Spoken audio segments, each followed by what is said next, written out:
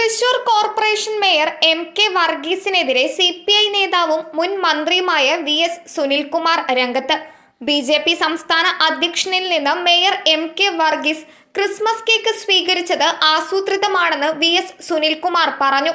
ചോറ് ഇവിടെയും കൂറ് അവിടെയും എന്ന രീതിയാണിതെന്നും സുനിൽകുമാർ ആരോപിച്ചു. Thrissur mayor MK. വർഗീസിനെ മാറ്റണമെന്ന് CPI നേരത്തെ തന്നെ ആവശ്യപ്പെട്ടിരുന്നു. മേയറെ തുടരാൻ തീരുമാനിച്ചതാണ് പ്രശ്നമെന്നും VS സുനിൽകുമാർ പറഞ്ഞു. BJPയുടെ സ്നേഹ സന്ദേശ യാത്രയുടെ ഭാഗമായി BJP സംസ്ഥാന അധ്യക്ഷൻ K. സുരേന്ദ്രൻ M.K. വർഗീസിനെ സന്ദർശിച്ച് കേക്ക് കൈമാറിയിരുന്നു. ഈ സംഭവത്തിന് പിന്നാലെയാണ് മേയർക്കെതിരെ തുറന്നടിച്ച് VS സുനിൽകുമാർ രംഗത്തെത്തിയത്. ഇത്തരത്തിലൊരു സംഭവം നടത്തിയത് അദ്ദേഹത്തിന്റെ BJPയോടുള്ള രാഷ്ട്രീയ ആഭിമുഖ്യം തന്നെയാണ് വെളിവാക്കുന്നത്.